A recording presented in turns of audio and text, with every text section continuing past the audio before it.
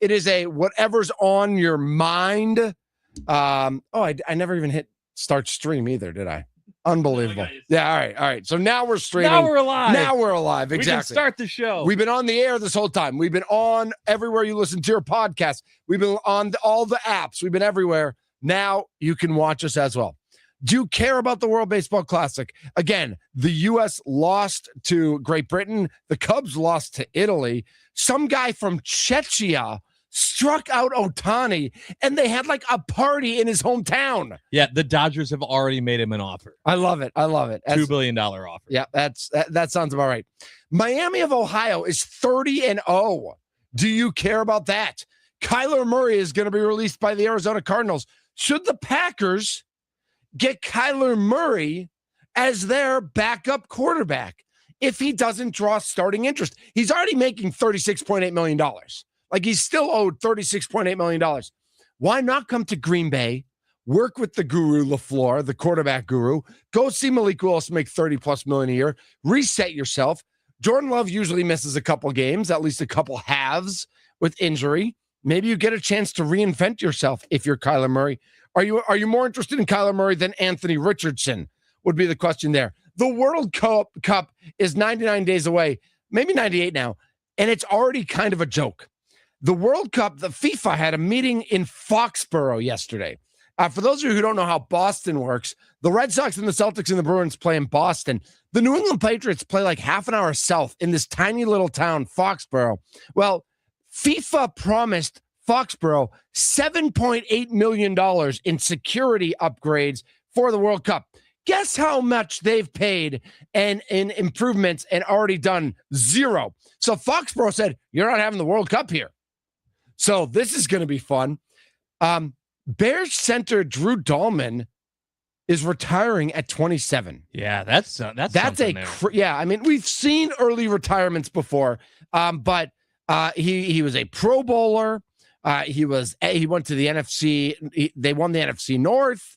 They won a playoff. They won a playoff game. Mm-hmm. He was like the anchor of a revitalized offensive line for the Chicago Bears. I feel like we got to call Speaks and see what's going on with our little sister station, 670 The Score. Yeah, the little guys. Yeah, little guys. Trey Hendrickson set to be a free agent. 1 year later, are you interested in putting him on the other side with Micah Parsons? I have a list of the mock draft, the top 10 draft picks in the NFL. Now I know 4 of these names because one of them did something like crazy, the relative athletic score at the combine. But I know 4 of them. What does that say about college football? What does that say about me? We'll figure that out. And Lori Nickel wrote a great article about the Bucs. She did. And with quotes from Bobby Portis about what we should be expecting from the Bucs the rest of the way. So I've got like all of this on my mind today, and I want to talk about all of it at once. Ready, go. Terrible idea. Let's do it. And the Bucs are playing the Hawks tonight. Yeah, there's a lot of sports on today. There's Mitch. a lot of sports today. If you like sports, Red Sox, Yankees, and Cubs, Brewers on TV today. Crazy. That's like, whoa. There's like baseball and basketball. I love it. And more basketball. And there's football to talk about. And there's soccer. And there's basketball. Pickles. Probably talk about pickles. Should we call Armin? Can we do that? Exactly. I don't know who you're talking about. Are we allowed to, though? How amazing would that be? Fake name? He's busy. Jeff from Menominee Falls. Yeah. That'd be amazing. That's a long shot. Yeah. If you know, you know. Yeah. So thanks for jumping on the show, Mr. Josh Albrecht. Yeah, buddy. How was Inside Wisconsin Sports? How was it with in all due respect, Trevor Thomas does nail the full court putt last night. Yeah, listen, winning some kid a $5,000 scholarship. Like, that is pretty cool. Here's the thing. If you miss this, if you have no idea what's going on, I don't blame you. Yep. But here's what happened. So first, UWGB played a home tournament game against Fort Wayne last night. Yeah. And the game before this was senior night, and Preston Reedinger, who's like their point guard, I don't know, he's their senior. Yeah, he's their dude. Important guy. He's their dude. His dad did the same contest. Yes, he did. And he made the putt. And it was a huge deal. Everybody went nuts. Everyone went nuts. Yeah. And then on the last home game of the season, they asked Trevor Thomas to do it. Okay. So essentially, you're following up the first guy in like the history of the promotion to drill it. Yep. Now you got to go. And then he drilled it. Yep. Incredible moment. It's all over social media. Yep. If you go to WI Sports Radio, et cetera, et cetera. My big thing that I started analyzing was his reaction to doing it. And that was my first. Mitch, watching the video, that was my first reaction. Let me ask you a question. When was the last time you did anything of like you succeeded in something? When's the last time I succeeded in something? Yeah, like to where you did something, you were like, oh, look at me. 2:00 yesterday when I finished the show and dropped the mic. Okay. No, not like big.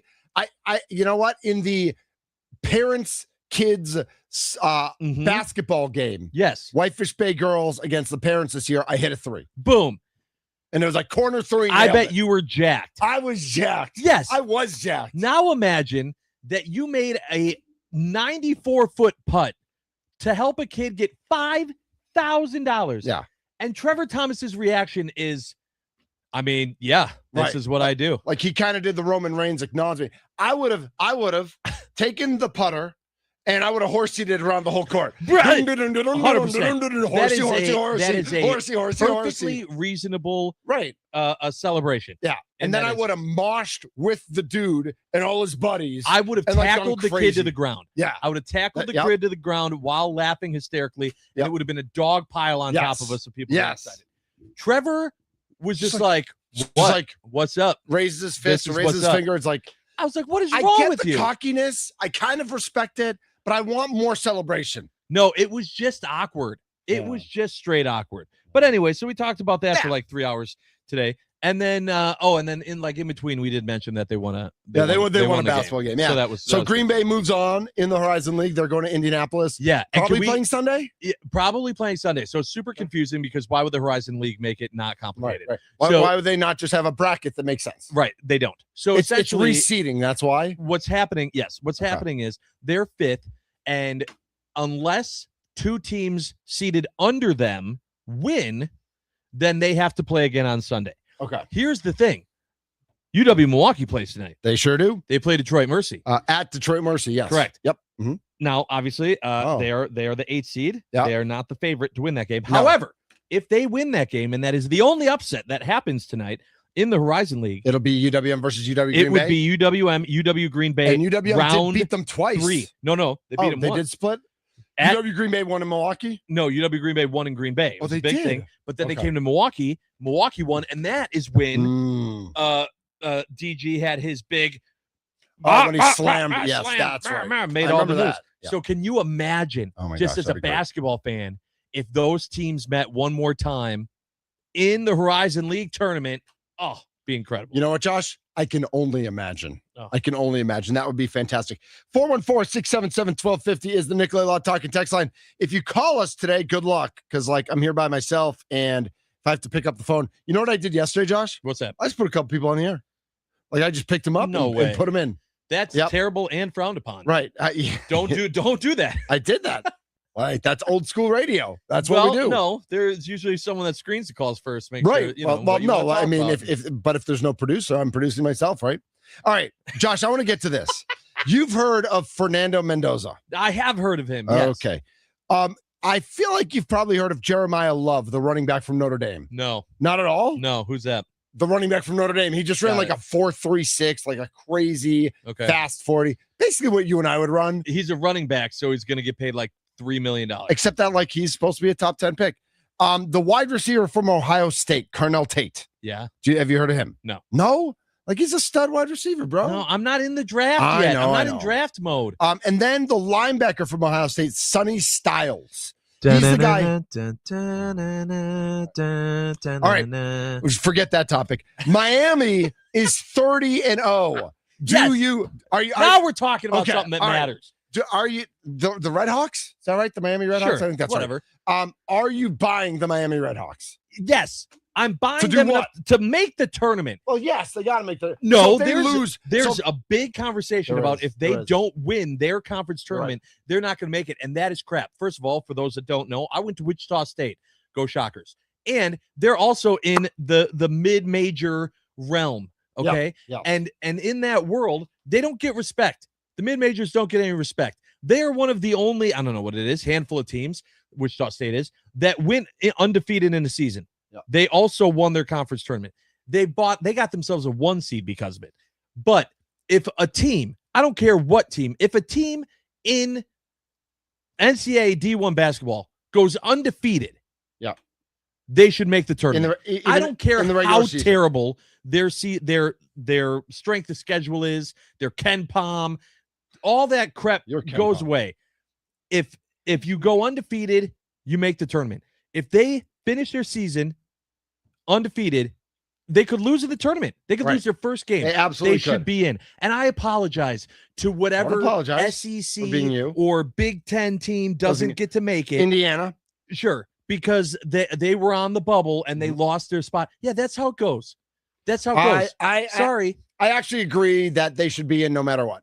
I'm with you. They're a story. Right. They're a story. The NCAA needs to highlight that story. Right now, Lunardi has them as an 11 seed. Okay. They would face number 6 Kentucky. I'd like to see that matchup. See if Miami can hang. 100%. Yeah, I'm here for that.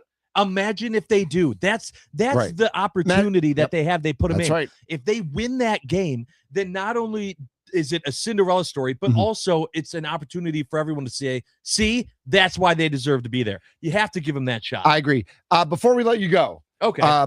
We talked, was it earlier this week or at the end of last week? Like, if Anthony Richardson's available, do you want him as the backup to Jordan Love? All right. So first, if Anthony Richardson's available, quarterback of the Colts, probably has demanded a trade. They put the transition tag on Daniel Jones. Yeah. Would you be interested in Anthony Richardson as the backup to Jordan Love? Sure. Right. Absolutely. Right. I don't understand. Is it just because we had Malik Willis? Do we forget what backup quarterbacks usually are? Should be nothing. That would be a fantastic backup quarterback. Okay. Here's my follow-up. Okay. Do you envision any universe after the Cardinals release Kyler Murray that Kyler Murray takes a backup 1-year job, like in a way to reinvent himself before? And my opinion is, I think he should. Yeah. I don't know if it's with the Packers, but I think he should find somewhere where he's a backup that has seen the backup. Like Malik Willis has played a couple games 2 years ago, a couple games last year. There's a chance Kyler Murray comes in for either whether it's mop-up duty, butt, or Jordan Love hurts a shoulder or hurts an elbow, something, and Murray has to play a game or a half or something like that, and just comes in and reinvents himself, shows that he's committed to being an NFL quarterback, and then maybe can cash in on it next year if he plays well.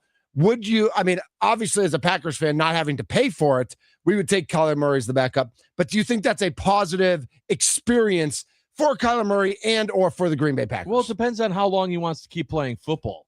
Because if you don't try to reinvent yourself, then you're going to just be out. So he has the opportunity to be a backup QB, and then if it doesn't work, like with whatever that team is, then you still proved you could be a backup QB. Teams are always going to be looking for backup QBs. Sure. We saw there are journeyman backup QBs that can play another 8 years in the league. Is that what he wants to do? Does he want to go? I don't think that's what he would want to do yet. Well, of course, in a perfect world, he wants to be a starter. Yep. But would you rather say make noise and say, no, I should be a starter, and then not play football anymore? Or flop as a starter on a bad team, the Cleveland Browns. And then be out. Right. And then you're out. Yep.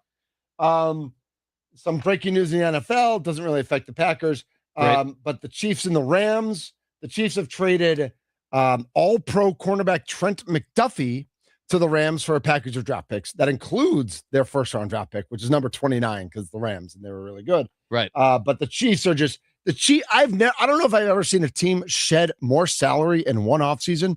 They have shed now like $80 million from their cap number with the restructuring of Mahomes and now this, and they're releasing some other guy who's really good. Like, it's crazy. I'm not a capologist. Thank God for Andrew Brandt. I mean, those guys are the best. They are. Thank you. I don't want to do math. No. No. I mean, yeah, good for them. Yep. That's fine. Free agency about to start. I also have a list of the where the Packers guys are ranked. By the way, on the latest list that I saw, Malik Willis is not number one. So whoever put him on number one, he didn't drop. He was never number one. That's a shame. That was a clickbait clown article by whoever. I mean, it was literally on NFL.com. Yeah, the clowns, they can be clowns too. Like just because they're the shield doesn't mean they can't be clowns, Josh. Okay. I'm just saying. I feel like to be on the NFL, like there's a little bit more to it. There's a little bit to it, but still, Malik Willis, the number one free agent. What are you doing here? This wasn't Mitch's favorite sportstopics.com where it was. Well, this segment was. Yeah, this segment. By the way, leadoff hitter for the Yankees hit a home run, so I hate baseball. Who cares? Boo Yankees. How about just boo Yankees? It's spring training. It all counts. Spring training only matters if your team does well. Or everyone knows that. Or not also. I was there last year. Oh my gosh. Josh, thanks for coming in. Yeah, buddy. Hey, have a great show. Thanks. Have a great nap. I was gonna say it's either a bowl of chili or a nap. No, it's not Friday. Okay, I know, but you wouldn't promote that you're having it on a non-Friday, but you can still have it. Yeah. Well, big old bowl of chili on Friday. Come join me. Natty Oaks. Let's go. He's Josh Albrecht. Thanks to him. Camille Davis, Locked on Bucks. She's also part of the Pack-A-Day podcast, also does some WWE podcasting. We're going to cover it all with Camille coming up next right here on the Mason Crosby Show presented by Verizon. Remember, the Brewers do play against the Cubs this afternoon. Hear from Brewers first baseman Andrew Vaughn, manager Pat Murphy, and get the latest from Arizona with Spring Training Live with Tim Allen and Tommy Wirtz from 5 to 7 tonight on the Wisconsin Sports Radio Network.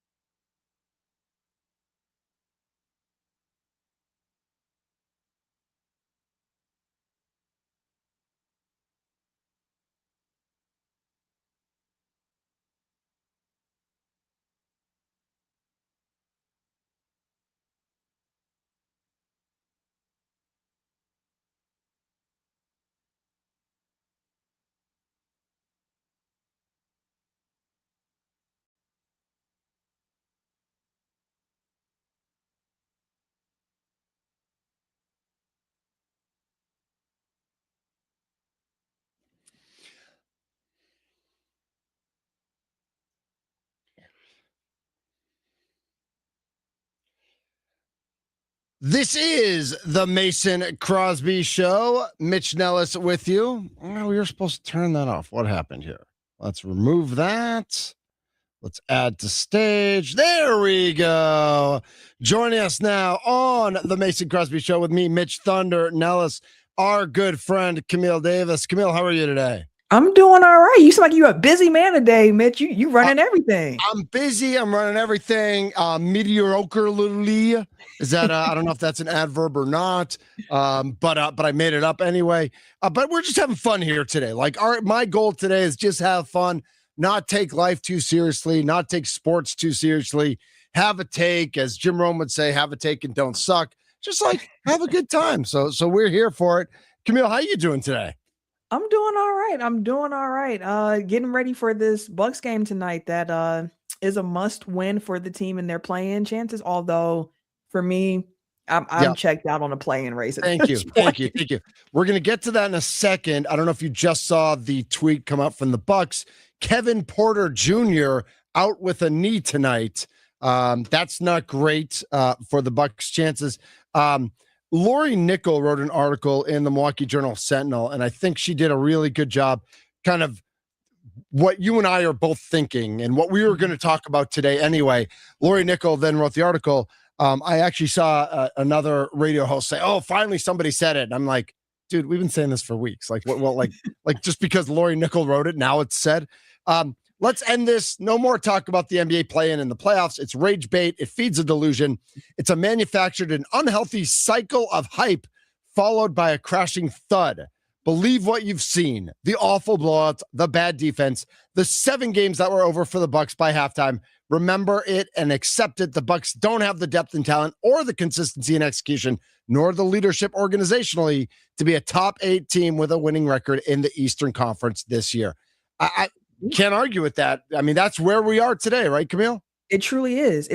We actually just had an episode on Locked On Bucks where we had the exact same conversation. So the timing of all this is like perfect right now. Great synergy from those covering the team right now. And listen, when the Bucks had that 8-2 stretch there, where it was like, hey, there looks like there's progress being made. Bobby Portis was like, that's fool's gold. Look who we were playing against. I love that he said that.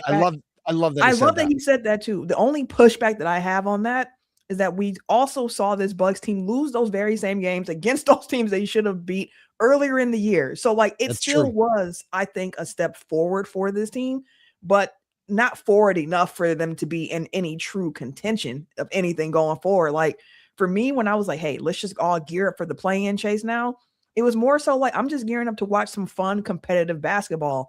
And however the results end up is how the results end up. But now it's like after the last 3 blowout losses and seeing how the Hawks and the Hornets are putting it together, right now it feels like the main priority for this Bucks team should just kind of be evaluating what they have on the roster and who might be a good fit next to Giannis, assuming that he comes back to the team next season. Yeah, I think that's absolutely right. Camille Davis joining us here on the Guest Hotline, powered by Gruber Law. One call, that's all. I think that as we watch this team, the last 20 games is 20 games. Are we at 20 games? 22 left, including 22? Tonight. Okay. Yeah. I just want to see a team play hard. I just want to see a team play smart. I want to see rotations that make sense. I want to see like the 5 guys on the court. Like yes, they're still learning. I mean, I was there on Monday night, and starting the game are Giannis and Us. And they had literally never played a basketball game together before. They'd practiced, but they'd never played in an NBA game together. And so learning who can do what and how, where you want the ball, how you rotate on defense, how you communicate, how you talk on D, all the things. I just want to see, like, it doesn't even have to be great basketball. No. But I just want to see like basketball played the right way. Is that wrong? No, I think that's bare minimum of what to expect, which is why, like, during the game in January when the Bucks got blown out by the Timberwolves and they got booed at home and there was a whole conversation around, should fans boo their own team? And I'm like, the people in that arena are paying their hard-earned money to come and watch a product. At the very least, right. Milwaukee can accept if you lose. Okay, we can handle an L. We've been handed many L's over time. What Milwaukee will not accept is poor effort. Like, at the very least, you have to try. You have to try. And when you see games where the Bucks where they don't even have that part connect, it's like, man, what are we doing? So, like, no, I think what you're asking for and wanting to see is reasonable. That's what I would like to see too. I kept saying too, like, whatever the journey is with Giannis on this team that we end up going on, sign me up for it, because I enjoy watching Giannis play basketball. I enjoy Giannis being a Buck and all the things that go with it. But like, at this point, we might be asking too much, asking for like rotations that make sense or for those things, because I don't have faith in this coaching staff. And right now, the Milwaukee Bucks feel like a team that is only thing they're consistent at is being inconsistent. And you pair that with subpar coaching, and that tends to be a recipe for disaster more often than not. All right. Camille, I'm going to give you the choice here. Do you want to talk about Giannis specifically, or do you want to talk about the coaching specifically? Which would you, and I guess specifically Doc Rivers, where do you want to start? We're going to get to both, but what, do you have a real passion for one or two of those? Let's start with Giannis. Because I feel like we're going to be in alignment on the coaching part. Yes, I agree. So Giannis comes back Monday night. He goes for 19 and 11. He looks like Giannis. Maybe not 100% Giannis, but 80% Giannis is still one of the better players in the NBA. I do think it was fun to watch that he was on the court. They got out to a 7-0 lead, and I think even like the first 2 minutes of that game, it was like, oh, like Giannis is back. They're gonna like this is gonna be a competitive game. There's no Jaylen Brown. There's no Quetta, who had scored like 28 or 29 points the night before, whatever it was. And then the Celtics were like, no, we know how to play basketball and you don't. So what are we going to learn from Giannis? Because Giannis is going to play. For everybody who wants to shut him down, he's not going to allow for that. What are we going to learn? And what is Giannis going to learn playing with these guys, figuring out the last 20 plus games? Like, is there a chance he realizes they stink and he wants to leave? Is there a chance he falls in love with this team and is like, hey, with the right, one or two additions, we actually could get back to 4th or 5th in the East next year, which all of a sudden makes you relevant for the next couple seasons. What do you see evolving with Giannis over the next 20 plus games? Yeah, I think all of that is on the table with however they play to finish out this season. But I always point back to the Toronto Raptors series the Bucks had, not the 2019 one where, the Bucks were looking like a real championship team, but the one I think it was 2 years prior to that, where the Bucks stretched it out to, I believe, 6 games, and it ended at home. And it was like, dang, that's a tough one. They gave everything they had. They had a big comeback in that last game that fell short. And I remember Giannis talking about that particular series years later and saying that playoff series is what really made him be like, hey, Chris Middleton is someone I can go to war with, because Chris was sick during that series. He went to like the hospital. Like, he was just really out of it, but gave everything he had. Now, this Bucks team this year, I think it's an opportunity for Giannis to be on the court with these guys again, especially post-trade deadline, where you do have Ousmane Dieng on the roster and a Cam Thomas who weren't there prior to him getting injured, and figuring out who do I want to go to war with on this team. And I'm sure he wouldn't phrase it that way of like, well, I don't want to play with them no more, because even after last year's playoff series, when they lost to the Pacers, he mentioned, like, I just went to war with everyone in that locker room. I'm not about to disparage anyone in the moment. Like, we just got done battling. I'm not going to do that. But when he's making the calculations of what he wants to do and, trying to align it about, how legends don't chase, they attract, and all the things like that. It's like, who here is worth continuing to build around, especially like a Ousmane Dieng, who's a free agent this summer, where it's like, we got to kind of figure it out what we have with him, if he's someone you want to continue to bring around. So I think more than anything in that evaluation, it can come out either way, where it's like, hey, we have identified some guys I want to continue to do this with, or this team is just bad. But it also might be the realization of just like, the coaching is bad. And maybe if we had a new guy at the helm here, the situation looks very, very different. So I think I'm happy that Giannis is going to play. He's already missed the most games that he's missed in like his career at this point. And he is healthy at this point. He mentioned earlier in the season, he felt like he's been playing with a deficit where he's like, I'm just not all the way there. But now he feels fully healthy. So if he's healthy, let him hoop because he's already been disconnected from that part. And I think you also run the risk of, if you sit him feeling more disconnected from the franchise as a whole because he's just that's a good on point. the outside looking in. And we know he's someone who likes to play. He wants to win, and you got to keep him engaged. So as long as he's healthy, play him. Well, and just to back that up, I think when he was coming back over and over earlier in the season, he probably wasn't fully healthy yet. Yep. And he talked about that, how he's not 24 anymore. He's 31. It takes a little bit longer for for everything to feel better. I think they did, this time they did take the appropriate time to get him there. Looking at the coaching real quick, and then we'll take a break and we'll talk a little Packers and maybe a little WWE as well. To me, and I don't want to oversimplify things, but I think like it's pretty obvious Doc's going to be here for the rest of the year. There's only 22 games left. And I think like there's an amicable separation during the offseason, and there's a new coach, whether it's Darvin Ham or they do a national search or whatever they do. Like, I think there's a new coach next year. And I think it could be that easy. Like, I don't think we need to complicate things, and I hope the Bucks don't complicate things. Yeah, I do too. And I know that's been a fear of a certain subset of Bucks fans where it's like, hey, I hope they don't play too well and Doc Rivers ends up remaining the head coach going into next year. I do think for this franchise to move forward, though, they do need that clean break from Doc Rivers and just moving forward. He's been hovering as like a 500 coach since taking over for the Milwaukee Bucks. And yes, injuries have played a part. I don't think it's fair to just ignore what injuries have done to this roster that Doc has inherited and whatnot. And also, I think it's fair to point to John Horst and be like, hey, the roster also needs to be better. Like, it's not good enough. But I think for the coaching, that game against Boston, it was one of those things where you saw who was missing, you saw who was available, and you were looking like, well, I think the Bucks are a more talented team. But to have no identity in March as an NBA team, that's crazy. That's like malpractice to a degree here. So like, I think you need to just go fresh for the coaching, and maybe even just go young. Maybe someone who's a younger coach who has some different ideas and can kind of try to shape the Bucks into playing a more modern style of basketball where you do have a roster that's built with guys who can play both ways. You do have an emphasis on offensive rebounding going forward, because I think the biggest thing that's been disappointing to me about the Bucks this season is just how bad they've been defensively. Like, they haven't been this bad defensively since Giannis's rookie year when they went 15-67. That's the last time the defense was at least 26th or worst in the league, which is where they are right now. 26th worst in the league. There's no championship happening when your defense is that bad.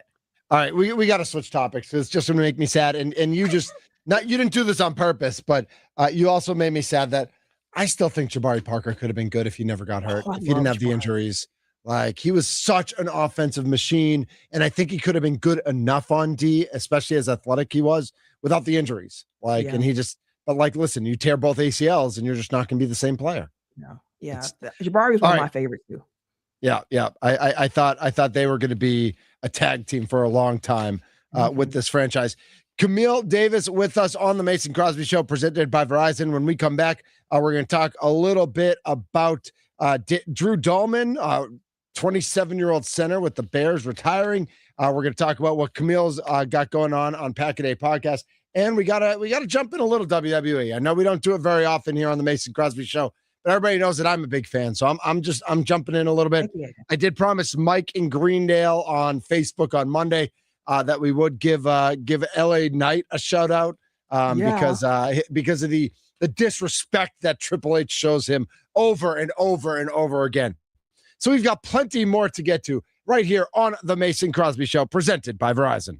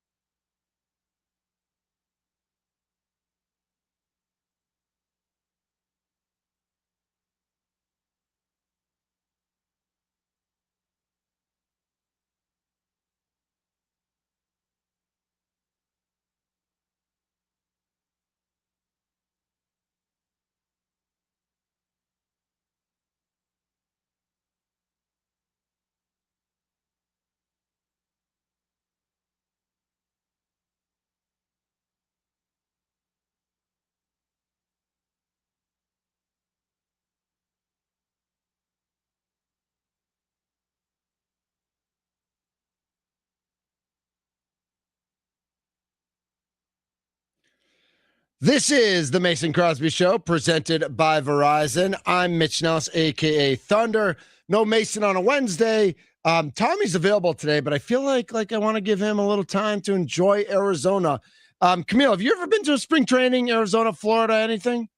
I haven't been to Arizona for spring training, but I've been to Arizona, and I do want to go for spring training, even though I'm not the biggest baseball fan. Like being in Arizona during this time of the year sounds fantastic, and to be able to just sit outside and just watch some baseball sounds like a great way to spend a few days. I agree. So I'm going in about 2.5 weeks or nice. And the unplanned that Saturday night, the Bucks are in Phoenix. So I'm gonna catch a Brewers Cubs game. I think I'm going with a group of friends, so who aren't from here.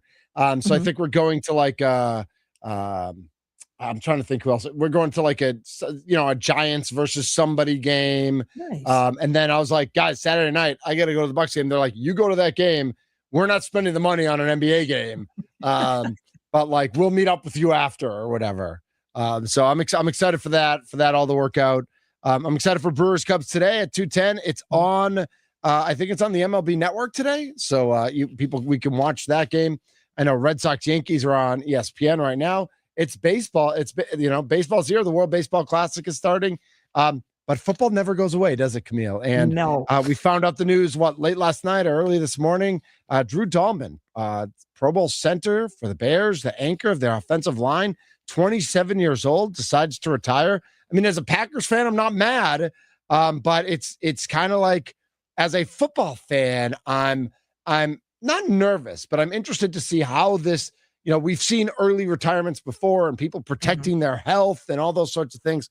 So what is your reaction when you hear, seemingly a healthy 27-year-old, one of the best players at his profession, decides to walk away? I'm always surprised because you don't expect someone at that age to just step away from their profession, especially when he signed like a 3-year contract last summer. Yep, 3 years, $42 million. See, and it's just like you don't expect that from a guy at the age of 27 to just walk away from football. But I always respect it. Like whatever the case may be, the reasoning behind it, I'm going to respect. Even when BJ Raji walked away from the Packers and it was like, oh, really? Like, you sure you want to do this right now? Whatever the reason is, I'm sure they have him, and I always respect that. But it doesn't change the surprise of it. But as a Packers fan, someone who has a rooting interest in the Packers, talks about the Packers now, that's fantastic news for the Packers to see that offensive line continue to be weakened, which has been a point for the Bears of a weakness for them for years, which is why last season was like such a turnaround for them. But to lose their left tackle, I believe it was, in the playoffs, and then now to lose your center here, we'll see when the left tackle can come back, but they're going to be trying to fill some holes on that line in a way they probably didn't expect, which is great news for the Packers and everyone else in the NFC North. I think the quarterback position is kind of crazy right now in the NFL. Certainly, if you have a quarterback, you're all good. But with Tua potentially being released and Kyler Murray expecting to be released and Anthony Richardson looking for a trade and just all the movement and the openings and, Mendoza expected to go to the Raiders. I know Malik Willis is going to get paid this year, whether it's by Cleveland or Miami or now Arizona or Minnesota.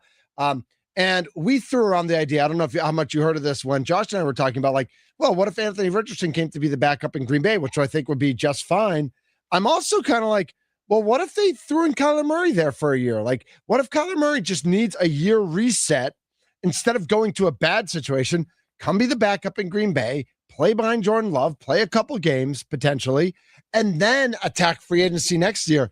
I don't know if you can convince him to do it, but if you could, I think that would be a great situation, Camille. Yeah, it'd be great for the Packers. I'm not sure if Kyler will fall to that level where it's like he can't get a starting gig anywhere in the league. Right. And if he doesn't, then he's going to have to do that soul searching and try to make that decision. And I don't know if there's a better situation that you will want to come to as a quarterback than Green Bay, especially when you see the development of a Malik Willis, who, albeit didn't have that many dropbacks during his time of subbing in for Jordan Love, but proved already, with his play, he's going to get paid. And ultimately, for an athlete, you want to win. and you want to get paid because that lifespan of an athlete's career is not guaranteed and is generally pretty short. So I'm always like, hey, as much money as these guys and gals can get, go ahead and try to run that bag up while you are healthy and able-bodied to do so, because once it's over, it's over. So we'll see where Kyler Murray ends up. But if everywhere else fills up and he's still looking for a gig, I would absolutely be open to him coming here, even though I already know if Jordan Love has one bad game and Kyler Murray's the backup, there's going to be so much conversation around fans who got to to calm start. down. I agree, but just like that's all the fans who say Malik Willis is better than Jordan Love. Relax. Exactly. Where's is your focus right now? The Packers free agents and where they're going to go, and if will any of them stay? Is it on other free agents who may end up in Green Bay? Is it looking ahead to the draft? Where's your focus right now with the Green Bay Packers? Right now, with free agency kicking off next week, it's more so just around free agency. I have an idea of what's going to happen with, I have a guess of what I think is going to happen with a lot of the Packers' current free agents. So I am curious to see where they land and if they reach any deals with any guys to bring them back. But ultimately, just when free agency kicks off, I just want to see what the landscape looks like more than anything, like who's going where, what's happening, trying to keep track of all the player movement is a challenge in of itself. So that's normally my first focus in trying to figure that out, because once free agency kind of settles down, then you can kind of start seeing, okay, what holes does this team still have on their roster? And then heading into the draft, what might be of greater need than it was prior to free agency kicking off. All right, we got Camille Davis here with us on the Mason Crosby Show, presented by Verizon. We've got a couple minutes left before we get to the top of the hour, and I do want to get to what is the name of your WWE podcast? So I do Technical File. It's TECKNICAL, and we talk NFL, NBA, and WWE and every WWE. week. Yep. All right. So what WWE? Obviously, we got CM Punk, Roman Reigns. We've got Randy Orton against the winner of Cody Rhodes and Drew McIntyre, which is coming up Friday night. We've got Rhea and Jade, which is going to be great. And then, of course, we've got Stephanie and we've got Liv. What are you focused on right now with the WWE? Ooh, so we've been kind of trying to dream book WrestleMania on Tech File of what it might look like, what it could LA be. Knight against everybody. LA Knight. Yeah. Yeah. I was saying, because I was like, he has to be on the card. And I was like, I don't know how you get to it, but I would be interested in like an LA Knight Trick Williams match where it's just these two red hot superstars. Let's see what kind of match they can put on, because it doesn't seem like either one's going to be in like any title pictures. They don't really have any feuds outside of LA Knight trying to get back at what's left of the Vision at this point. Which is, I think that's done. Yeah, now to set this back too, like you don't really need that dynamic anymore, but I want to make sure I see Trick Williams on the card. I want to see LA Knight. It could be a good fit together. Oh, I don't hate that. I think they would steal the show. I think that's the thing. I'm also interested to see where Rollins ends up. You can't have Seth Rollins, Logan Paul. Like we saw that. That's been done. With the other two guys hurt, I have no idea. And I don't even know if he's actually physically going to be cleared.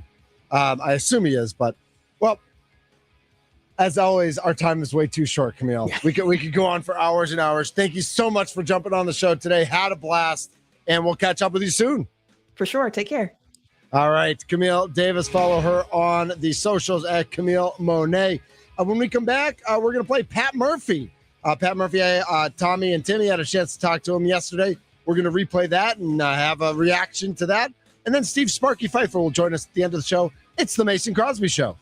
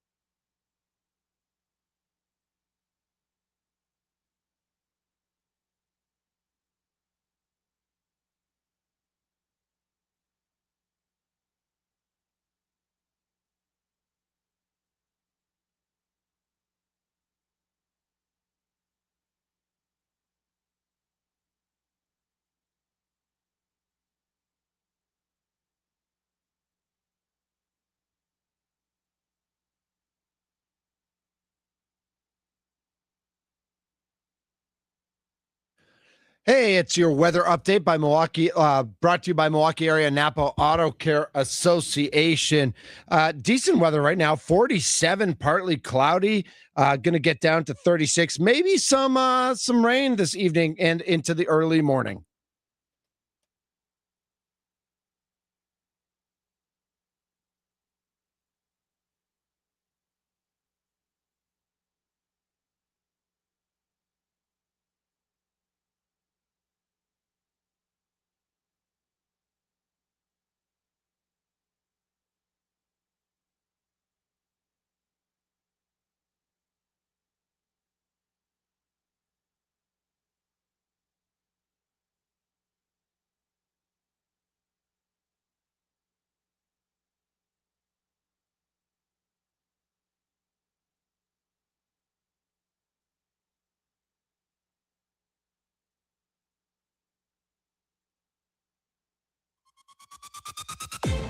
A Super Bowl champion. The Green Bay Packers have won the Super Bowl.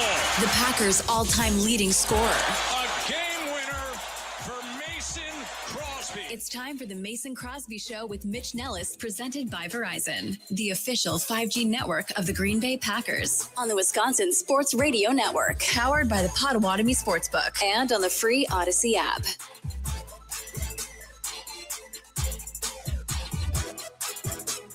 Welcome into hour number 2 of the Mason Crosby Show. I'm Mitch Nellis, a.k.a. Thunder. Thanks to Josh Albrecht. Thanks to Camille Davis for jumping on in the first hour. Had a blast with them, as I always do.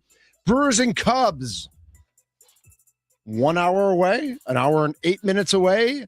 They are playing today at the American Family Fields of Phoenix. Brewers and Cubs. Brandon Sprout on the mound for the Brewers. Also expected to pitch today. Shane Drohan, Logan Henderson, and Craig Yoho. Man, that sounds like a lot of goose eggs for the Cubbies. That's what that sounds like for me.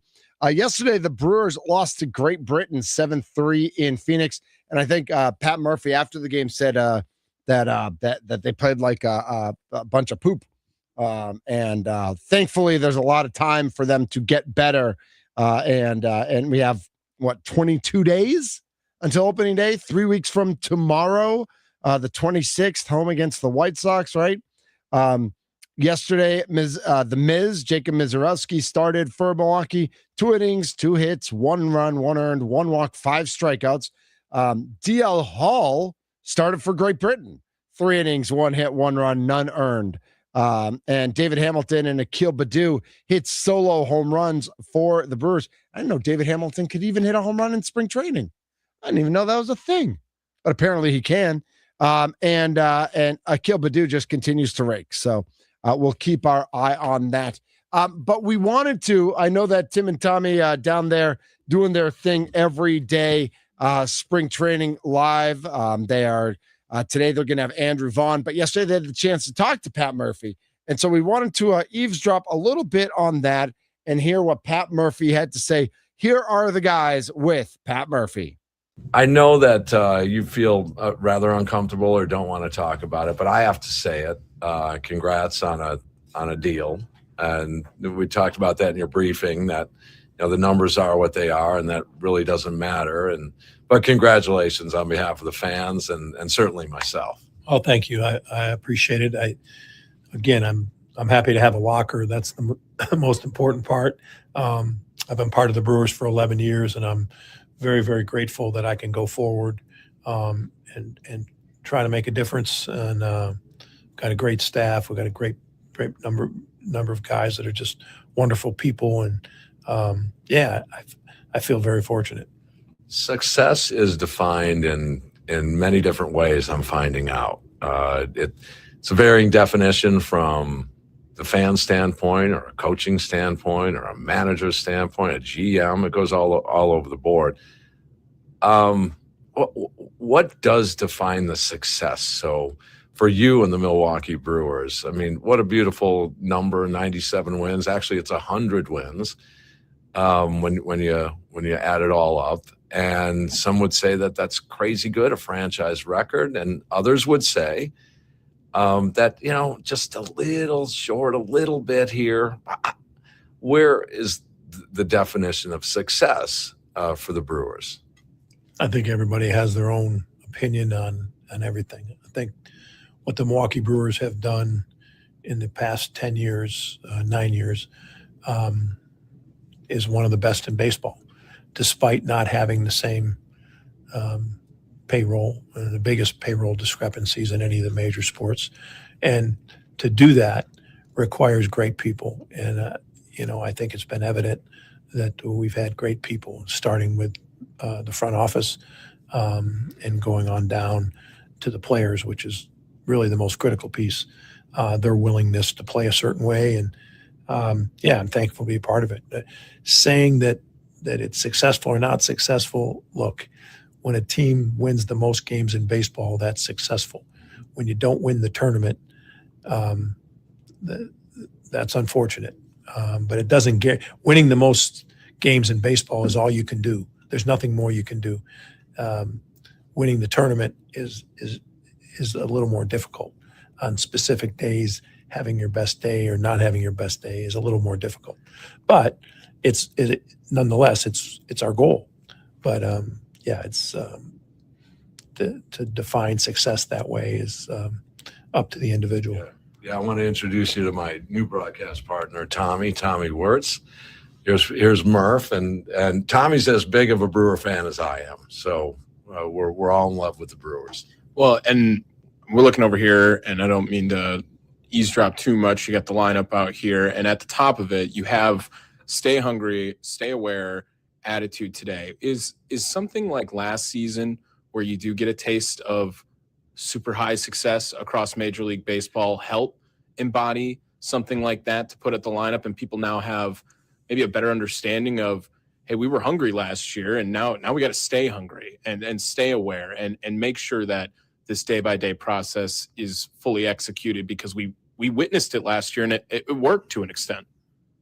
Well, I think it worked to more than an extent. I mean, we had the best record in baseball, so let's give that 2025 team its due. Yeah. What they did, and let's keep in mind that there was not too many people out there that believed we'd be better than 500.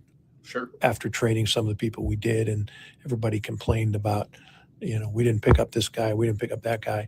The bottom line is these group of guys went out there and won the most games in baseball, and no one thought they could. And they did it the year before that too, won 90-some games, and nobody predicted them over 500. So what is it? It's the group of guys. And we have a lot of those guys back, but you stir the soup differently. This is 2026, and you stir the soup differently. And the expectations are not set by others. Once again, nobody's predicting us to win 90 games. Nobody's predicting us to do much again, because again, we've traded off some of our better players. But again, we don't operate on other people's expectations, just on our own. It's 2026.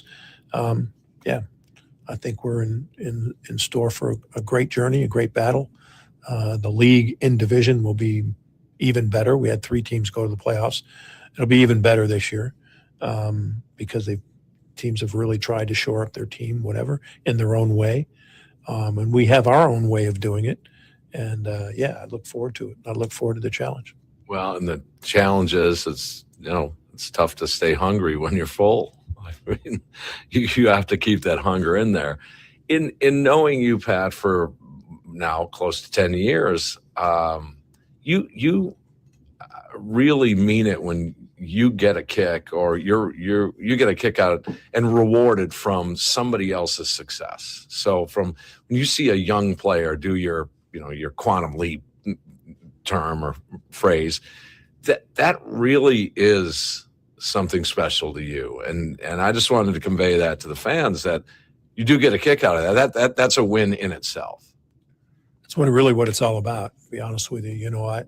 I care about our fans a great deal, and I think I've demonstrated that. And I respect our fans. I respect the difference, and they respect the difference of the job we have to literally thread the needle, because we aren't a big market. and to represent the way we have. I know the fans are very proud of it in general. They all want us to go that next step, which would be the World Series, which sometimes falls into place and sometimes doesn't. It's not luck of the draw, but it is, who's hot and who's not during the tourney. But all we can do is all we can do, and keep striving. But to get to that mountaintop is very, very difficult. But for me, that's the end result of the team. But for me, watching players, find their best self or start to realize I belong, that's what it's about. Like when I see those players grab that belief in themselves and see what they're become aware of what they can do to help us win, and then they do it, that's a kick for me. I love that. Spring Training Live here. Pat Murphy talking with Tommy Wirtz, Tim Allen. We talked about this a little bit yesterday on our show. When you make comments like quantum leap, you have a criteria that goes through your head when you say something like that, when you make something about Bryce Terang last year, quantum leap, and then he makes you look great in the second half with that prediction. When you say the phrase like that, what goes through your mind to claim the term quantum leap for a player? I mean, a player recognizing, how much better he can perform, how much he has in the tank that he hasn't used, and then doing it. Is that something you guys recognize before a player, or you think a player is in that moment recognizing that they can make that quantum leap?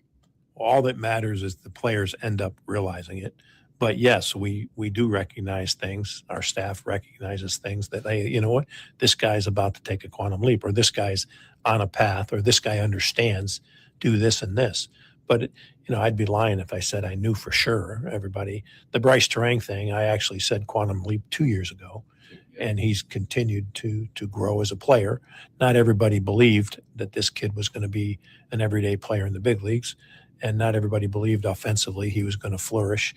We did, and I was upfront about it. That's all. It wasn't rocket science. If you're a baseball guy and you're paying attention, you're like, hey, this kid's got it. I didn't, Did you foresee starting second base for Team USA today when you made that prediction? I certainly, defense is a huge part of how I view players, and he won the Platinum Glove that year. So I'm not surprised he's starting for USA. I'm very, very, there's a lot of great second basemen out there. And, I don't judge whether he's good or not by whether he's starting tonight, but it's just a great story. And to see him come on the way he has is not really that big a surprise. It happened. You saw the potential, and then it happens. It doesn't always happen that way on the timetable that it did. All right, a couple of quick hitters here, Pat, and then we'll turn you loose. Were you? We stop every year when I come out here. I hit a baseball card shop, and it's just always been a passion of mine, and collecting cards and opening up packs and things like that. Were you a card collector? Not really. It's funny. Somewhere in my home in Syracuse, New York, is a Mickey Mantle rookie card.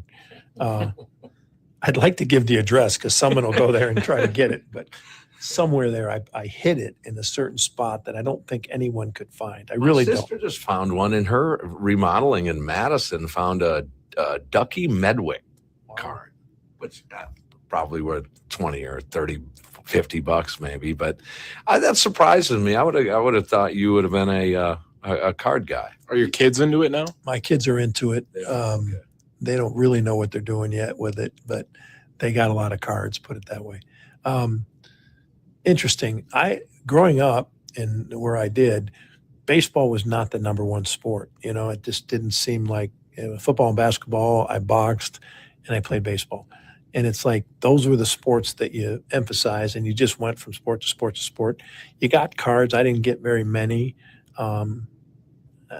We put them on our bicycles and made the sound in the spokes, but I didn't realize there was value, or I didn't collect them just to collect them. It's funny because now my kids are collectors of a lot of different things, and as little ones, they they acquire a lot of collections. But yeah, no, I didn't have a collection of anything except Notre Dame football facts when I was a kid. Okay. So What's the best one you got off the top of your head? well, you can't name a player on the 66 from 66 to 73 that I don't know their number. He knows their height, weight, serial number. Yeah, the whole 9 yards. It's I've won many trivia questions or whatever on that.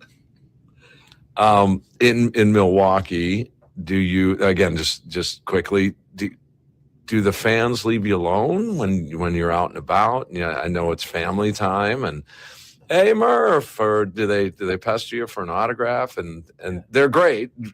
Trust me, I know a lot of Brewers fans who talk to them every night, but do they leave you be? No, and I'm glad they don't. I don't look at it as pestering me at all. Everybody's been super respectful. They've been respectful to my kids, and I don't mind at all. Who am I that when if I represent your team currently, that I can't say hello or sign an autograph or take a picture? I love it, to be quite honest with you. I don't get tired of it. I don't. Is it more? Yeah, it's more. Is it always easy for my kids when I'm at a baseball game and I have to sign and take pictures for 15 minutes? But so what? I look at that as part of the job and part of the responsibility. So I'm going to continue to do that. They never pester me. So final thing, how do you get, Tommy, how does he come up with these words? These you get like once a month you come up with the word. I love the conviction. You know that. Mm-hmm. I love the conviction. And I think it's actually quite a good philosophy. You should at some point play with conviction. It should be with fun, but it should be with determination as well. But what, you read a dictionary to find these words? I don't. And I don't think they're that sophisticated, Tim. I don't know what that says about Anything me over or you. 3 syllables for Tim is sophisticated. Again, I don't know what it says. I'm not very sophisticated myself, but I don't look at these words as anything that. But like you wrote down on the lineup card here in front of us. I mean, that's just sort of. Stay hungry. Those are words that I need to explain to you. Stay hungry. No. But you attitude today. It seems like you simplify things and cut to the chase a lot. With just is that what it is too? That you just kind of define it. I don't know what I do. I don't evaluate that, but I think there's ways to connect, and there's reminders, and it doesn't matter if I think other people would be way more articulate than me and maybe say things way better than me, but I just got to be me and do it the way I do it. And yeah, I think it's a simple thing. I think it's good to keep it simple. Yeah, but please don't mistake me for anybody that's very bright or anybody that has a huge vocabulary. He just does not like compliments. He just doesn't. He's like a radio guy. Stay humble needs to be at the top of the lineup card now too. Yeah, well, that's true. That might be a good thing, to be honest with you. Pat, good luck here in the 26th championship season. Yeah. Thanks so much. That is Pat Murphy yesterday with Tommy Wirtz and Tim Allen. Absolutely awesome stuff. I'm jealous. I'll be honest. Like I am jealous that they get to sit down for 15 minutes with Murph, just 2-on-1, just having that conversation and talking about cards and talking about Notre Dame. And then also like that stuff at the end that Murph said, like, hey, when I get stopped in public, like that's what it's all about. Like, who am I to not take a picture with somebody or say hey to somebody? And if it's 15 minutes and we know Murph's got little kids, but he's like, who am I not to take that 15 minutes? Like, of course I'm going to take that 15 minutes. Awesome stuff. I mean, what a guy to represent our Milwaukee Brewers, our state of Wisconsin. So much fun to hear from Murph. Coming up, we're going to hear real quickly from Akil Baddoo. The guys had a chance to catch up with Akil Baddoo earlier today.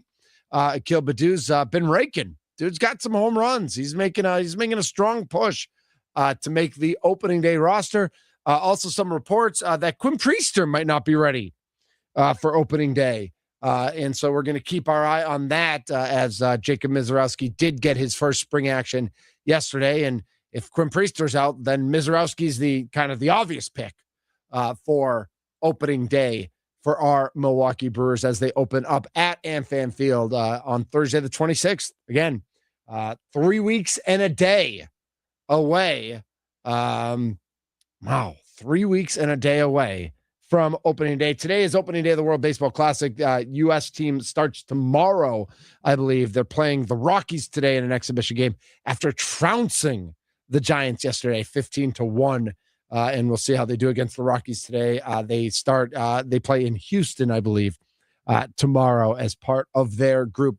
Akil Baddoo coming up, and then Steve Sparky Pfeiffer is going to jump on the show. And we'll talk about all the things we've talked about, especially in the first hour. And quick reminder, KPJ out for tonight, right knee swelling, and so no KPJ. So I assume Rollins back in the starting rotation, starting lineup for the Bucks, but we will find out together as the Bucks host the Hawks at 8:30 tonight on ESPN, late one. And if they lose this one, I mean, they're probably not in the play-in games conversation regardless. But if they want to be, they've got the Hawks twice in the next 10 days or so. They really got to win both of those if they want any chance at that. This is the Mason Crosby Show presented by Verizon.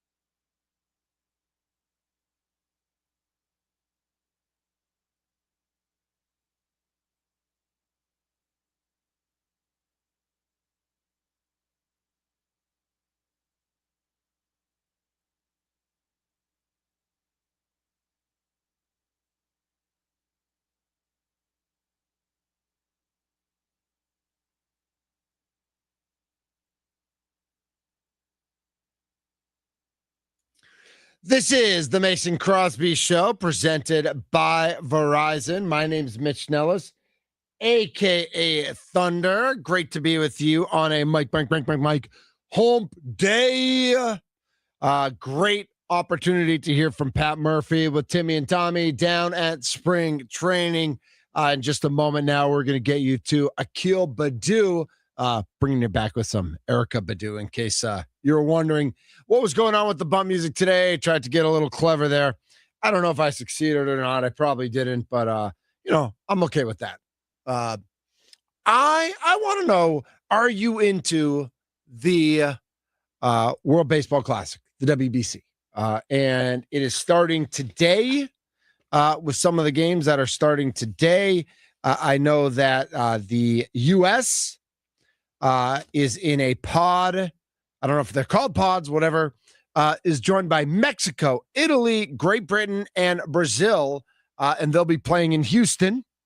The U.S. is the tournament favorite right now, I believe. I haven't checked recently.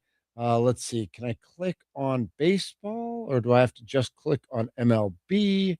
I'm not exactly sure. I'm checking at the Potawatomi Sportsbook, seeing who the favorite is for the World Baseball Classic. They have spring training numbers. They got to have World Baseball Classic. It's got to be there somewhere. I just haven't dug deep enough. Oh, baseball. There we go. Let's see. World Baseball Classic. They just have games. Let's look at futures. Yep. U.S. minus 129. Japan plus 300. Dominican Republic plus 400. Puerto Rico plus 1,000. Man, if Puerto Rico played under the U.S. flag and they just put those two teams together, everybody else could go home. Venezuela then at 1,200, Mexico at 2,000, Canada at 5,000. U.S. the odds on favorite, they're minus 670 to win their pool. That's Pool B. Japan is minus 590 to win theirs. Dominican Republic minus 182 to win theirs. Puerto Rico minus 132 to win theirs. They've got Canada and Colombia. Aaron Judge, the MVP favorite. Ohtani is second. Skubal third. Skeens is fourth. Though Skeens, I think that's a bad bet because I don't think he's gonna pitch that much. So I think that's what we're hearing based on how the days line up and his ability to pitch. But are you into the World Baseball Classic? Give us a text 414-677-1250. That's the Nicolay Law Talk and text line. 414-677-1250. Are you excited to see how these teams play against each other? If the U.S. just beats up on everybody in their pool and just goes on, what those electric moments are like when Ohtani plays against the United States, what some of those matchups look like. Like I mentioned in the first hour, there's a pitcher from Czechia who struck out Ohtani, and he's like already a national hero. Like it doesn't matter what happens in the actual tournament, but in like a friendly, he struck him out. And they are building statues for this guy. Or maybe not statues, but they're definitely celebrating him. Tim Allen and Tommy Wirtz are down in Arizona. They've got Andrew Vaughn on the show today. And of course, Pat Murphy every day, I think. So get the latest from Arizona with spring training live with Tim Allen and Tommy Wirtz from 5 to 7 o'clock tonight and the rest of the week. Right here on the Wisconsin Sports Radio Network. Speaking of those guys, they had a chance to catch up with Akil Badu earlier today. American Family Fields of Phoenix in the Brewers clubhouse with outfielder Akil Badu. Akil, how are you, man? Feeling good, man. How are you guys? More important how you are, man. We don't count. Everything healthy? You feeling okay? Yeah, everything's good. Body feels amazing. So I know that matters. You guys go through a whole mess of stuff here, and a lot of times there's little aches and pains that we're not aware of as fans. But you feel 100%? Yeah, I feel 100%. Body feels good, and that's all that matters. So I feel good. Well, it's looking good right now. Off to a good start in spring. Went homer yesterday. What's been something you've been working on as you're coming into this new clubhouse, 2026, new year? What's something that you've been really harping on to get ready for heading into this season? Just being consistent with my routine and simplifying the game as much as possible, and just sticking with my little cues that I have that works for me and continue to build on that. How does this compare to camps you've been in the past? I don't want you to bash your former team, but how does it compare? Any differences? The only difference really is I'm in AZ instead of Florida, and the travel is a lot better. I would say that. But other than that, it's kind of the same structure and everything as far as like as much as you put in a lot of work outside the scenes and you're doing a lot during the games and stuff like that. So just making sure your body's in a good spot every day so you're ready to go for spring. Yeah, just so people are aware of that, here in the Cactus League, man, you get on a bus and maybe 25 minutes later you're at the park. In Florida, you might be on the bus for a few hours. Is that right? Yeah, Florida, yeah, well, usually you drive. But, yeah, I mean, you have some overnighters. So it's like 4 or 5 hours away. So that's kind of tough. You know what I mean? But other than that, I feel like that's the biggest difference. From AZ to Florida, the travel is a lot better here. And it's a little not as humid. Yeah, right. The dry heat versus the humidity. You're everyone knows you're outfielder. What's your comfortability like at all three positions? You know, great outfield here in Milwaukee, but you've been putting on a fantastic start to your spring, trying to crack into the big leagues here. Where do you feel most comfortable in that outfield? I feel comfortable wherever they want to put me, right? So I can play left field, center field, and right field. So I'm comfortable everywhere. Wherever you need me, I'm ready to go wherever. They love their versatility. I can tell you that, being around here as long as I have.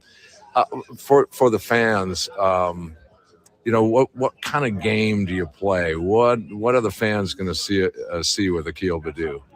You're going to see someone that's excited, ready to do whatever for the team, have fun, a lot of energy, and, play the game hard.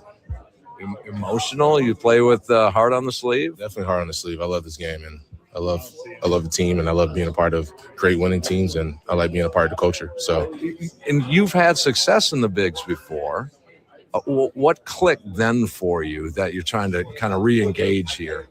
Just simplifying the game and not doing too much. And when you have those low moments, just stay consistent in your routine and your mindset, and knowing that it'll work out in your favor at the end. Yeah, we appreciate the time, Akil. Good luck, man. I have a feeling we're going to see you at American Family Field in Milwaukee. Thank you, guys. That is Akil Baddoo, a potential outfielder for the Milwaukee Brewers this year. He is fighting to make the team. You know, you look at some of those spring training stats, and Brandon Lockridge has a couple home runs. He's trying to make the team as the bonus outfielder. Bryce String's got a couple home runs, and then you got a group of guys with one home run because Akil Baddoo's home run from yesterday did not count in spring training stats. Because the team was playing against Great Britain, they were not playing against another major league team. So, the Akil Baddoo's home run from yesterday does not count. But Akil Baddoo hitting well, coming into yesterday, 455 batting average, 5 for 11, with 3 runs scored, 1 double, 1 home run, 3 RBI, and he's got a stolen base as well. As you know, as we know, the Brewers like to run. And so if you can hit for some pop and you can steal some bases, you're going to jump to the top of the guys they're looking for. We know that Brandon Lockridge also can run. Tyler Black's got 3 steals. Dylan O'Ray and Joey Ortiz have 2. And then they've got like 10 guys at least with 1 stolen base this spring training, as that's what the Brewers like to do. But I want to know, are you into the World Baseball Classic? Are you here for the World Baseball Classic? Again, U.S. is the tournament favorite, and in their pool, it's Mexico, Italy, Great Britain, and Brazil. They're going to be playing in Houston. That is their location. I know there's a few locations closer in Florida, and we'll see the 4 teams that come out of their pools. The U.S. an overwhelming favorite to come out of that pool. But are you into the World Baseball Classic? 414-677-1250, the Nicolay Law Talking text line. We'll talk about that a little bit with Sparky, who's going to join the show next. I got to be honest, like I'm not super into it. And maybe part of why I'm not super into it is that, like, you know, the pitchers right now aren't ramped up, so they're only pitching 3-4 innings at the most. And yeah, I when it gets to the finals, the semifinals and the finals, the Final Four, like I think it'll be a little more exciting, a little more interesting. But I'm just I don't know. Like I really enjoyed the 4 nations that the NHL did last year, and we all just watched hockey in the Olympics, U.S. versus Canada on the women's side and on the men's side, and that was awesome, no doubt about it. I enjoyed watching the world the team that the World NBA All-Stars put together, and especially Wemby. And I'm kind of bummed Giannis couldn't play, because I think Giannis would have had that little chip on his shoulder as well, and that ability to get into people's faces and into people's spaces. I think that would have been fun as well. But what, and I'm I don't know. I think since 1992, we've been kind of trained to watch international basketball, especially on the Olympic stage, a little bit more closely. When the U.S. played France in France at the last Summer Olympics, that was awesome. When Steph said night, that was awesome. That was great. But because baseball's been in the Olympics, been out of the Olympics, been in the Olympics, been out of the Olympics. Yes, there's an element of the rest of the world that plays baseball, specifically Southeast Asia and Japan and China and a number of the countries in that area play at a very high level. South Korea, of course. There's some really good players there. South America plays a lot of great baseball. Europe doesn't play any baseball. And so it's all right, so Italy's got a team and Great Britain's got a team and some of the other countries in that area but they don't play baseball. And so I think all right, so Great Britain's in the group with the United States. Didn't we win the war so we didn't have to play baseball against them? No, I mean, I'm just kidding. 250 years ago. But are Italy and Great Britain, are we taking these teams seriously? Do we have to? Should we? Do we even have to play these games? I guess you have to play the game because whoever's playing for these teams. And again, it's so many Americans are playing on other teams because they had a grandparent who was born in another country. And it's I think that's really cool. I think that's fun for them to have that opportunity to represent their grandparents' country and to play more on a global stage. Just a real quick list of the Brewers who are playing in the World Baseball Classic. Tyler Black is playing for Canada. Jackson Chourio for Venezuela, William Contreras for Venezuela, Joey Ortiz for Mexico, Carlos Rodriguez for Nicaragua, Bryce Terang for the United States, Abner Uribe for the Dominican Republic, Rob Zastryzny for Canada, Angel Sherpa for Venezuela, and then there are a bunch of minor leaguers who are also playing. Steven Cruz for Nicaragua, Andrew Fisher for Italy, Miles Langhorne for Great Britain, Jack Seppings for Great Britain, and Freddie Zamora for Nicaragua. So interesting. It's fun. There's some entertainment value here. I think we lose some of that entertainment value in the pool play. I think it'll ramp up as we see the Final Four, especially if the Final Four ends up being Puerto Rico, the United States, Japan, and the Dominican Republic. Obviously, 4 countries, Puerto Rico, a territory that are absolutely gaga for baseball, that have boatloads of players that could have made this team. 414 writes in, I love the World Baseball Classic. I just wish that each team, I just wish that each team would be 100% represented by players from their country instead of relying on Americans with ancestry from that country. And I can argue that both ways. I think it's cool that ancestry counts.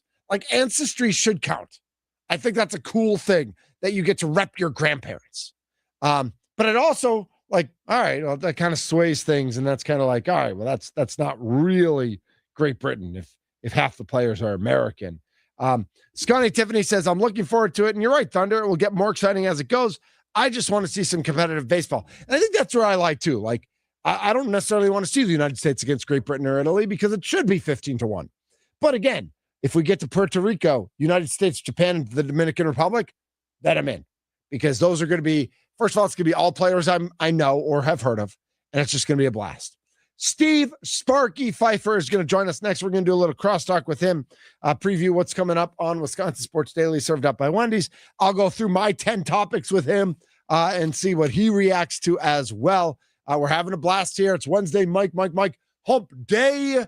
We are the Mason Crosby Show, presented by Verizon, the official 5G network of the Green Bay Packers. And we're live from the Wisconsin Sports Radio Network studios, powered by our friends at the Potawatomi Sportsbook.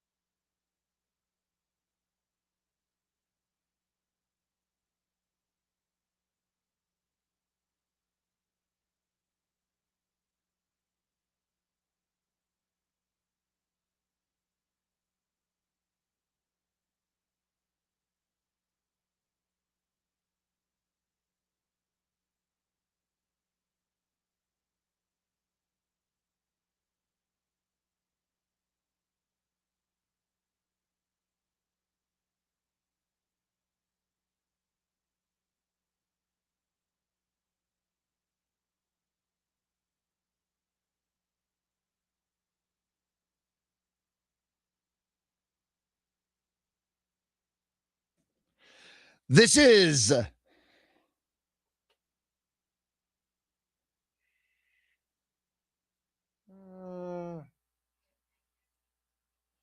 there we go. This is the Mason Crosby Show, presented by Verizon. My name is Mitch Nellis, aka Thunder. Joining me now in studio. Let's see if I can figure this out. I see you. We're gonna click on this. We're gonna click on that. It's okay, Mitch. All right. Well, I clicked on something, and if it that's all right. Oh, and our browser lost connection to the extra camera anyway. So, I'm Mitch Nellis, aka Thunder. Joining me now in studio, Steve Sparky Pfeiffer, host of Wisconsin Sports Daily, served up by Wendy's every day 2 to 5, right here on the Wisconsin Sports Radio Network. And as he walked in here, we got into a nice discussion about our Milwaukee Bucks. KPJ out tonight, by the way. I don't know if you saw that. So that leads to, they're going to lose tonight to Atlanta, and they're going to realize that they can't go anywhere. Our discussion was, should the Bucks have truly blown the entire thing up? And I could argue your perspective because that's what you said, but I'm going to take, I would have argued against that, and I'll tell you why. But why would you have blown everything up? Why is everybody gone in your mind? Because it's a waste. It's a waste of a half a season. This was a season that was horrible. You had a chance in a draft class that's probably the best in the last 20 or 30 years to get an actual superstar player through the draft to replace Giannis with, or pair with Giannis, if that's what you want to do, kind of going forward. Either way, you have a superstar player, whether he stays or he doesn't, or at least a chance of having a superstar player. Nothing is right, and nothing is guaranteed. But with the guys that are top of this class, I feel a lot of these guys are pretty much locks to be stud players in the NBA. Yeah, so there's a bunch of good dudes up there. That makes a lot of sense. By keeping all of these cats and trying to get into the play-in tournament, you lowered all of your odds. Instead of going 8-7 and 15 without Giannis, the goal should have been, how do we go 0-15? How do we go 2-13? Oh, we have to trade Rollins? Fine. Oh, we have to trade Portis? See ya. Bye-bye, Miles Turner. Anything of relevance that you could have gotten for future twos, future ones, and I don't care how long far away from now it is that it was, take all the toys out of the toy box and make sure no matter what Doc puts out there, you can't win. If you go back to, what's the guy's name? Sam Hinkie, is that his name? I don't know. Hinkle, yep. The old general manager for the Philadelphia 76ers, and the process. Right, trust the process. That's what he did. He took all the toys out of the toy box and said, I'm not asking anybody not to win games. I'm not asking anybody not to play hard. Right. But he took away all the talent. So no matter how hard they played, they'd win here and there. But Sparky, it would never be enough to do anything. It didn't work for Philadelphia. They got Joel Embiid. Right. But they never won anything. Well, fair enough. But he got fired. He was never allowed to play it out. They ran out of patience and they moved. So that's what happened there. But they got Joel Embiid. What are you going to do here? So if you make them 6 games worse right now, they're only 3 spots better. That's a lot. It's a lot, but it's still not top 5. It's still not top 7. Yes, but it's a lottery. This isn't a locked in. Yes, you're guaranteed. But they're still when the Bucks, lottery. When the Bucks got, we'll see. When the Bucks got Bogut, I believe they were 6th worst. They went from 6 to 1 when they got Andrew Bogut at 1 that year. So again, but either way, now look, they missed the play-in, whatever the case may be, and you end up in the lottery. Okay. And you end up in the top 3, then all this means nothing. See, Sparky, you worried about that, and we still end up with a top 3 pick. Yeah. Potentially, yes. Could they still get a good player with where they are? Yeah, they could still get a good player. But not the same. You're right. But not the same. All right, let's switch gears to World Baseball Classic because I was talking about that. We listened to Pat Murphy from yesterday. Kill Badu jumped on. Mm-hmm. And I'm like, listen, I'll get into it when it's the Final Four, like I said. But like right now, I'm like kind of about the World Baseball Classic. It doesn't get my juices going that we're playing Italy and Great Britain, and it's like, I mean, it just doesn't get me excited, Spark. So this is the thing, and maybe I have a different perspective, but when they first started this World Baseball Classic, and Team USA, or I don't know, Team USA was even in Arizona, but there was a pod or whatever, like you called it earlier, a group of teams that were playing where the D-backs play in Phoenix. Yep. So when we were out there for spring training, Tim Allen and I got a car and we went over to check out a World Baseball Classic game. I think it was Mexico and somebody else. And that place was rocking, man. It was loud. it felt like one of those big soccer matches you would see over in Europe or whatever, how loud the crowd was. Dude, it was amazing. And at that point, Tim Allen and I both were like, this is freaking cool. Yeah. And then we both went in like, this is going to be stupid, but okay, fine. We'll go check it out because I don't think either one of us was really bought in. Right. But the atmosphere is so cool, man. And when you watch it on TV and these guys are running out with their flags for their country after they hit a home run and the passion, the emotion, it's not like watching a Pro Bowl game or an All-Star game in the NBA. Like these dudes give a damn. Yeah, it's real. It's not an in-season cup tournament for the NBA when they try and make that work. This is legit, real passion and emotion. And Bryce Terang being on Team USA, he'll never, ever forget this. And he's starting at second for him. No, you're right about that. I'll give you that. More likely backup quarterback for the Green Bay Packers this year, Anthony Richardson or Kyler Murray? Draft pick. Oh, draft pick. Drew Dahlman retiring, scale of 1 to 10. How surprised you? 10. Like 27-year-old in the prime of his career? Yeah, I didn't see it coming. I'm not mad as a Packers fan. No, that broke during our show during Wisconsin Sports Daily yesterday. Okay. And obviously I got Chicago Charlie.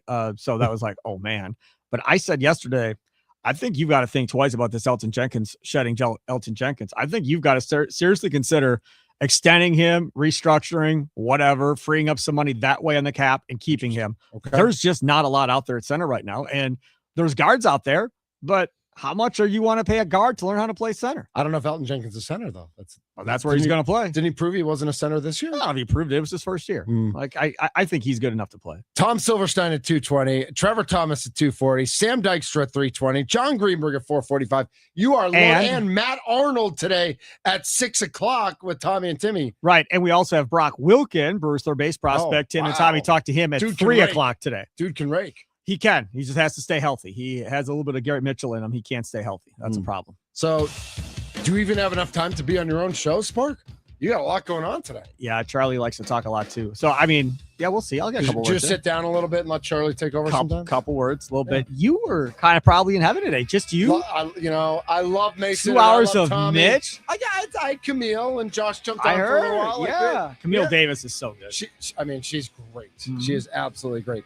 Well, thanks so much for jumping on. That was fun. I appreciate it. And we'll be listening to Wisconsin Sports Daily from 2 to 5 today here on the Wisconsin Sports Radio Network. So, again, thanks to Josh Albrecht.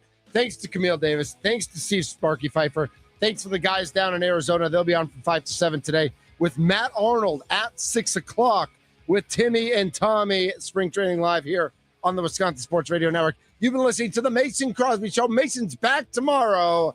We are brought to you presented by Verizon, the official 5G network of the Green Bay Packers.